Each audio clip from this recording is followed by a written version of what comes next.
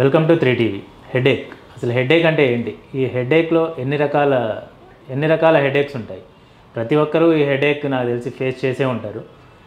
ఎన్ని types of headaches ఉంటాయి? ప్రెగ్నెన్సీలో ఒకవేళ హెడేక్ వస్తే ఏం చేయాలి? ఈ హెడేక్లో ఎలాంటి ట్రీట్మెంట్ ఆప్షన్స్ ఉన్నాయి? వీటన్నిటి గురించి ఈరోజు మనం డాక్టర్ వినోద్ కుమార్ గారిని అడిగి తెలుసుకుందాం. సో హెడేక్స్ అనేది చాలా రకాలు ఉంటుంది. దాంట్లో ప్రధానంగా 2 టైప్స్ ఉంటాయండి. ఒకటి ప్రైమరీ హెడేక్, సెకండరీ హెడేక్. అంటే ప్రైమరీ హెడేక్ అంటే మనం బ్రెయిన్ స్కాన్ తీసినప్పుడు ఎలాంటి ప్రాబ్లం అనేది మనం ఐడెంటిఫై చేయలేము. ఓకే, దాన్ని ప్రైమరీ హెడేక్ అంటాం. దీంట్లో మోస్ట్ కామన్గా చూసేది టెన్షన్ టైప్ హెడేక్.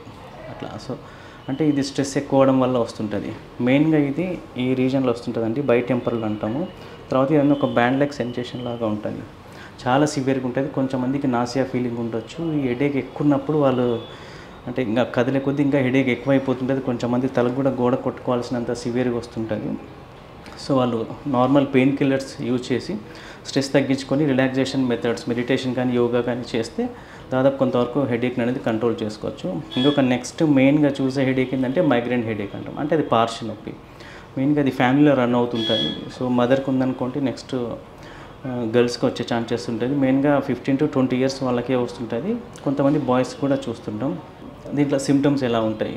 ఓకే, ఇది 1-sided హెడేక్ మెయిన్గా వస్తుంటుంది. అంటే ఇది రైట్ కానీ లెఫ్ట్ కానీ ఫస్ట్ ఐ చుట్టూ స్టార్ట్ అవుతుంటుంది. దాంతోపాటుగా ఇట్లా వెనక్కి వెళ్ళిపోయి ఆక్సిపిట్ బ్యాక్ ఆఫ్ ద బ్రెయిన్ కూడా హెడేక్ అనేది రావచ్చు. కొంతమందికి నెక్ పెయిన్ కూడా వస్తుంటుంది. ఓకే, దాంతోపాటుగా కొంతమందికి వామిటింగ్ సెన్సేషన్ కానీ వామిటింగ్స్ కానీ అవుతుంటుంది. వాళ్ళు ఏంటంటే కొన్ని వాటికి సెన్సిటివ్ ఉంటారు. అంటే లైట్ను చూస్తే ఫోకస్ చేస్తే ఎక్కువ అవుతుంటుంది. అందుకే సన్లైట్ వెళ్ళినప్పుడు హెడేక్ ఎక్కువ అవుతుంటుంది. దాంతోపాటుగా సౌండ్ కానివ్వండి, కొంచెంమందికి స్మెల్ కానీ కూడా హెడేక్ ఎక్కువ అవుతుంటాయి.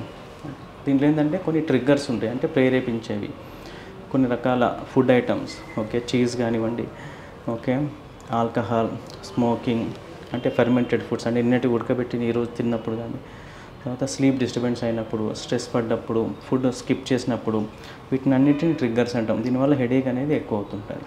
ఇంకొకటి ఏంటంటే ప్రెగ్నెన్సీలో చాలామందికి అపోహ ఏముంటుందంటే ఆల్రెడీ హెడేక్తో సఫర్ అవుతున్నప్పుడు మళ్ళీ ప్రెగ్నెన్సీ అవుతే హెడేక్ ఎక్కువ అయిపోయి బేబీకి ఎఫెక్ట్ అయ్యే ఛాన్సెస్ ఉంటుందని భయపడుతుంటుంది. యాక్చువల్గా మైగ్రేన్లో ప్రెగ్నెన్సీ ఈజ్ ఏ ప్రొటెక్టివ్ అట్లా. సో వాళ్ళకు చాలా వరకు హెడేక్ ఇంటెన్సిటీ కానీ ఫ్రీక్వెన్సీ కానీ చాలా వరకు తగ్గే ఉంటుంది మైగ్రేన్ హెడేక్లో. అంటే ప్రెగ్నెన్సీ వచ్చినప్పుడు వాళ్ళకి హెడేక్ ఫ్రీక్వెన్సీ కానీ ఇంటెన్సిటీ కానీ చాలా తక్కువగా ఉంటుంది. ఓకే, సో మెయిన్గా ఫస్ట్ ట్రైమిస్టర్ అంటే ఫస్ట్ 3 monthsనే కొంతవరకు హెడేక్ ఉంటుంది. ఆ తర్వాత హెడేక్ స్లోగా తగ్గుతుంటుంది. మెయిన్గా ఎలాంటి వాటిలో హెడేక్ అంటే ఎందుకు హెడేక్ ఎక్కువ అవుతుంటుంది ప్రెగ్నెన్సీ కొంతమందిలో అంటే కొన్ని హార్మోనల్ చేంజెస్. అంటే ఫస్ట్ 3 monthsలో ఈస్ట్రోజన్ లెవెల్ హార్మోన్ అనేది ఎక్కువ ఉంటుంది. సో దానివల్ల వాళ్ళ హెడేక్ ఎక్కువ ఉంటుంది. దాంతోపాటుగా వాళ్ళకు వామిటింగ్స్ ఉండడం వల్ల డీహైడ్రేషన్కి వెళ్ళిపోతుంటారు, స్ట్రెస్ పడుతుంటారు, స్లీప్ డిస్టర్బెన్సెస్ ఉంటుంది, వెయిట్ గెయిన్ అవుతుంటారు. దానివల్ల లోపల బాడీలో ఫ్లూయిడ్ అక్యుములేట్ అయిపోతుంటుంది. సో వీటి వల్ల హెడేక్ అనేది ఎక్కువ అవుతుంటుంది. కాబట్టి మెయిన్గా ప్రెగ్నెన్సీలో ఎలాంటి ఎక్కువ ట్యాబ్లెట్స్ అనేది యూజ్ చేయొద్దు. దానివల్ల బేబీకి ఎఫెక్ట్ అయ్యే ఛాన్సెస్ ఉంటుంది. కాబట్టి మెయిన్గా అంటే డ్రగ్స్ కాకుండా సో మెయిన్గా ట్రిగ్గర్స్ ఏవి ఉన్నాయో అవన్నీ కంట్రోల్ చేసుకోవాలా. అంటే స్ట్రెస్ తగ్గించుకోవాలా. ఓకే, తర్వాత చిన్న మెడిటేషన్ కానీ యోగా కానీ చేసుకోవాలా. మెయిన్గా లైట్కు సౌండ్కు ఎక్కువ అవుతుంటుంది. కాబట్టి హెడేక్ వచ్చినప్పుడు కూల్గా డార్క్ రూమ్లోకి వెళ్ళేసి కాసేపు పడుకుంటే హెడేక్ తగ్గుతుంటుంది. సో దాంతోపాటుగా ఐస్ ప్యాక్ అనేది అప్లై చేస్తుండాలి. ఓకే, మెయిన్గా వామిటింగ్స్ వల్ల డీహైడ్రేషన్ అవుతుంటుంది. కాబట్టి ఇది ఫ్లూయిడ్ అనేది ఎక్కువ తీసుకుంటున్నారు.